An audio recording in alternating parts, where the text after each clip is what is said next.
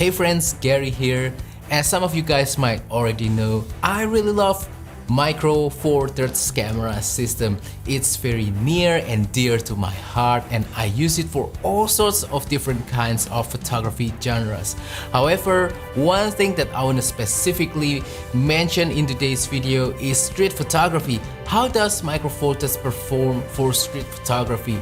And some people told me that I should switch to other camera system because they think the other camera system, especially APS-C and full frame, could perform better in terms of street photography compared to Micro Four Thirds. Is that true? Is Micro Four Thirds still worth it for street photography, especially in 2025? Well, let's find out. In today's video, I want to share my experience, my thoughts about using Micro Four Thirds for street photography, and also at the end of this video, I will share my favorite street photography gear using Micro Four Thirds. Hopefully this will be helpful for you. Anyway, although I love Micro Four Thirds camera system so much and I've been using it for so many years, I still have to say that Micro Four Thirds is not the most perfect camera system in the world. There's no such thing as the perfect camera, it's just a myth. Every photographers have different requirements for their cameras, and all of these camera systems have their own advantages and flaws, and it's up for us, the photographers, to explore and maximize the potentials of our cameras. However, for me personally, Micro Four Thirds strikes the right balance between size, weight, performance, and image quality. That doesn't mean that Micro Four Thirds is the best in every category, but it does have the correct combinations of all those aspects that make Micro Four Thirds a good camera system, particularly for street photography. Now let's focus specifically on image quality, and let me share some sample pictures. Wow, this is the most exciting part of the video for me because I wanna make sure that the pictures can speak for themselves. Anyway, all of these pictures are taken using my Micro Four Thirds cameras and they are shot raw, and I process them a little bit on Adobe Lightroom using my personal preset. And as you can see, I'm quite happy with the image quality of my Micro Four Thirds cameras. I mean, these street photographs, they look detailed, they have this nice punch and pop, and also for me personally, maybe they are not the most high resolution or the most perfect image, but they are more than good enough in terms of quality for sharing with friends and families and to post on social media. Now you might say, well yes, if I'm using an APS-C camera or a full frame camera, then I can get better image quality. And yes, that might be true, but that's not the point of why you are using Micro Four Thirds camera, specifically when we're talking about image quality. Using Micro Four Thirds doesn't mean you are using the best of the best, but it means that you are using something that you are more than comfortable with in terms of image quality. You get something that is more than good enough for your own personal needs and requirements. Now that you've seen the sample pictures that I took using my Micro Four Thirds cameras and also learned about the image quality of Micro Four Thirds in terms of street photography, now I want to talk more about the benefits of using Micro Four Thirds for street photography, especially in terms of user experience as well as performance. First benefit is more depth of field. Yes, you heard me right, more depth of field, not less depth of field. When you are shooting street photography, you want more context in your pictures. You want all those little elements that can help to explain your picture, what's going on, and provide more information and storytelling elements for your picture. So if you want more context on your picture, you want more things to be in focus, not less things in focus. So Micro Four Thirds can help with that because it has smaller sensor, meaning it can produce more depth of field, so more things will be in focus and you'll get more context for your picture. Thus, your street photographs can have more information and storytelling elements. Now with larger camera formats, if you want more things to be in focus, you'll have to stop down your lens to probably f8 or f11 to get more things in focus, and that could mean a few things. You need to raise your ISO, or you could have less shutter speed, and that means more risk of movement blurs, that sort of stuff. With Micro Four Thirds, you can keep the aperture pretty high. I mean around f2.8, f2, f1.8, things like that. So you can have higher shutter speed, less movement blur while still having more things in focus. It's just beautiful. Now you might say, hey Gary, I prefer more background blur. I want that dreamy look with the bokeh. And yeah, maybe you are right. Maybe with more background blur, with less things in focus, you'll get more prettier picture. But for me personally, street photography is all about providing context, and without context it'll just turn into another meaningless photograph. Well, maybe not meaningless, but you cannot provide enough storytelling for your audience. Next benefit of using Micro Four Thirds for street photography is smaller cameras and lenses. Well, maybe right now Micro Four Thirds is trying to focus more on professional grade cameras and lenses that are larger and heavier. But if you choose classic cameras and lenses, then you'll have options for smaller gear, lighter gear, and that means you can shoot longer without feeling too tired with your cameras and lenses. And for street photography, I think is important. The more exposure that you have on the street, the higher the probability that you will get a nice keeper shots that you will cherish forever.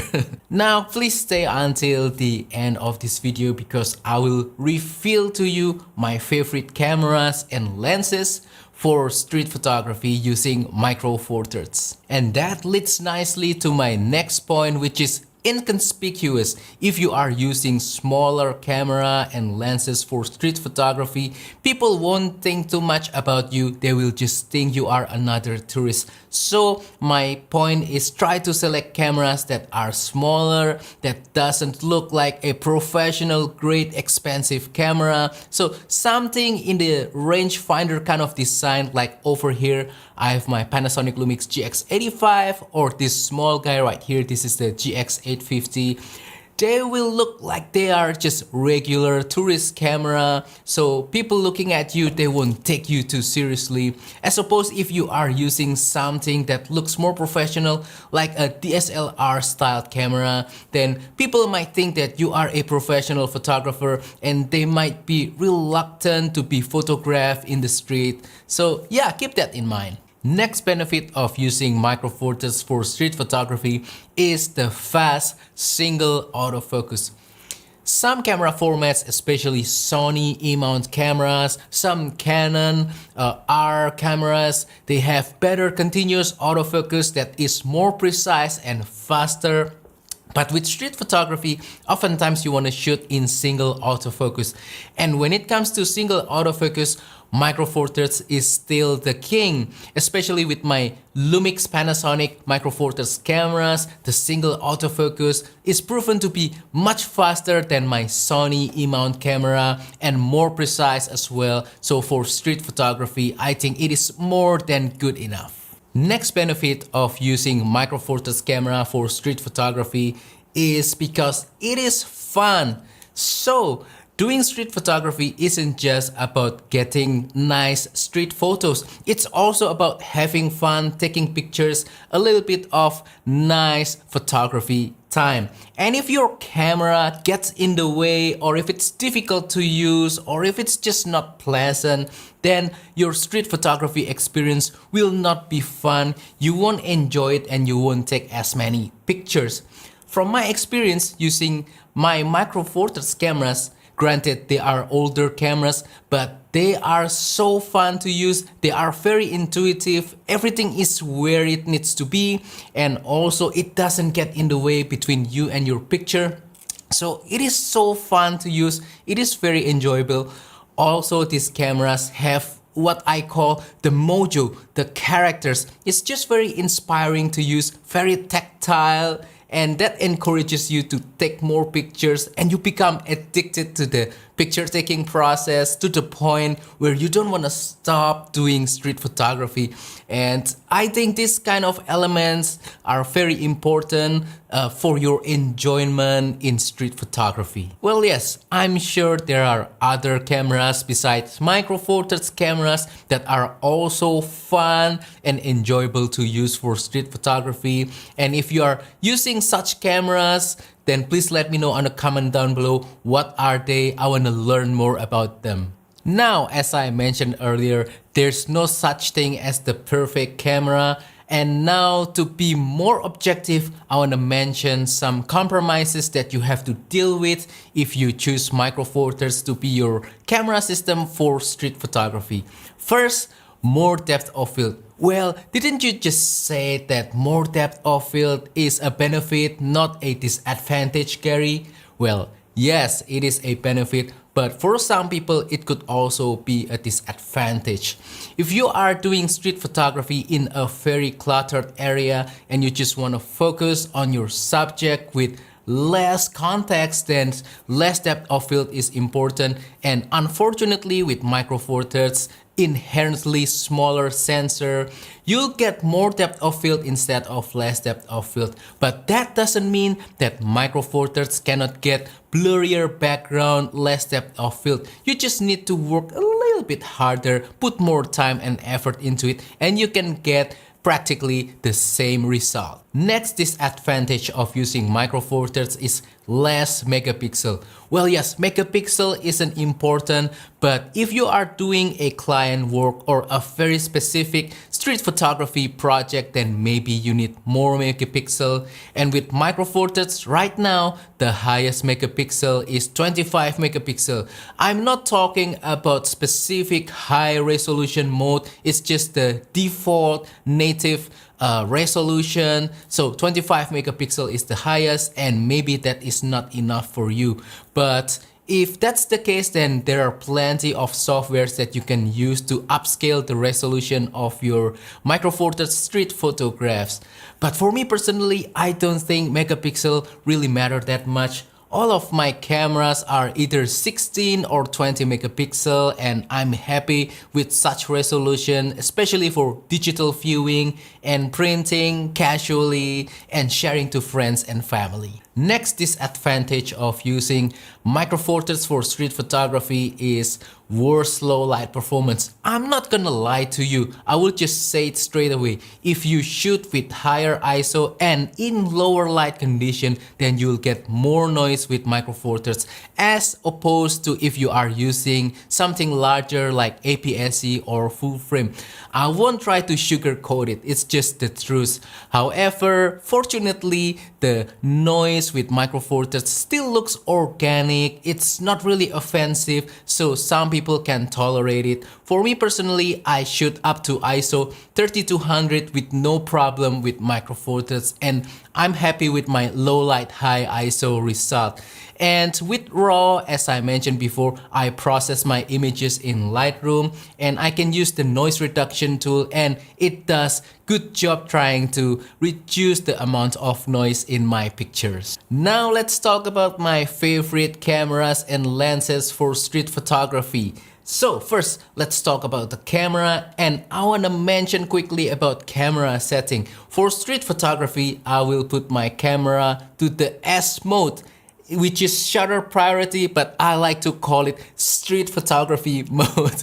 Yeah, so basically you just set your camera to the S mode and try to set a high enough shutter speed, probably 500, 1000, 2000 in daylight, and in lower light condition probably 250 or 320. And you can just basically point and shoot your camera. You just need to focus on your composition, and you don't have to tinker camera settings to get the picture that you want. And also you just set your autofocus to single autofocus, select multi-point, and you'll be set for street photography. Anyway, my favorite cameras for street photography is this guy right here. This is the Panasonic Lumix GX85. It has great manual control. It has this slightly articulating screen but not fully flipping, and it has viewfinder, and it has in-body stabilizer, which really helps to reduce movement shake. And yeah, it's just a nice camera to use. It's a little bit heavier, but it feels really nice on the hand. The images are really nice and it just performs really well. Other camera that I like for street photography is something smaller. This is my Panasonic Lumix GX850. Manual control is a little bit limited with this camera, but it's so small and so lightweight, and it doesn't look professional at all. So if you use such a small camera for street photography, people won't look at you, they won't notice you. They'll just think you are another tourist on the street. Now let's talk about lenses, and with lenses there are two things that you should know. First is the focal length and then the aperture. Let's talk about focal length. For me personally, the perfect focal length for street photography is between moderate wide angle to about normal focal length. If you use something that is too wide, you'll get problems such as distortion and keystone effects, which will not look good in a street photograph. It'll look jarring and it's difficult to balance the image. And if you use something that is too tight to telephoto, your compositions will be restricted. You cannot have too many options, and that's also not good for street photography. Anyway, in terms of aperture, I always prefer larger aperture lenses for street photography, but it's not a must. If you only have your kit lens, then it'll be fine, especially in a broad daylight. But for lower light, maybe you want something with larger aperture. Anyway, my favorite street photography lenses, and also the ones that I use frequently, is this guy right here. This is one of my favorite. This is the kit lens that comes with my Panasonic Lumix cameras. It's the 12 to 32 millimeter f3.5 to f5.6. This is a zoom lens, so it's very convenient. You can just zoom in, zoom out, and get the compositions that you want without having too much difficulty. The only problem with this lens is that it has a small aperture of f3.5 to f5.6. Not really optimal in my opinion, but I get some nice keeper shots with this lens in terms of street photography, so I'm quite happy with this lens. Another favorite of mine is this nice lens right here. This is the Panasonic Leica 15mm f1.7. It's just so nice. It is a moderately wide angle kind of lens, so you need to get a little bit closer to your subject, but it has large aperture of f1.7, so you have more controls in terms of depth of field, and the rendering is just nice with this lens. Another favorite of mine, this is the Panasonic Lumix 14mm f2.5. This is even smaller than the Panasonic Leica 15mm. The aperture f2.5 is more than large enough for street photography in my opinion. You can be very flexible with this kind of focal length and get many kinds of street photography shots. If you want normal focal length, I can really recommend this guy right here. This is the Panasonic Lumix 20mm f1.7 because it is slightly tighter compared to 14 or 15. You get more focus on the subject and also a little bit more background blur. So yeah, quite flexible as well. And recently I also used my Olympus 45mm f1.8 for street photography. It's a little bit limiting in my opinion, but sometimes you just want that compression, you just want a little slice of the scenery for your street photos, and the 45mm is perfect for that job. It's not going to be my main street photography lens. If I have to choose one, then I'll choose either the 15 or the 20, but the 45 can complement the other lenses really well for tighter street photography shots. Anyway, that's all for my experience and thoughts about street photography using Micro Four Thirds. Ultimately, I want more people to consider Micro Four Thirds for shooting street photography, and hopefully you can have better results and enjoy the process of doing street photography more with micro four thirds. And that wraps up today's video. Hopefully this has been interesting, enjoyable, informative and fun. Please comment down below what is your favorite camera and lens for street photography. I want to know more. Let's have a little bit of discussion down below. Also, if you have any question, please comment down below as well. I will try my best to answer them. Also, don't forget to support my channel by liking this video, sharing this video, subscribing to my channel down below. And if you want to support my work even further, consider using the affiliate links on the description below. Purchase my travel photography ebook also on the description below. Use the super thanks button to make a small donation to my channel. Thank you, and I will see you on the next video. Goodbye.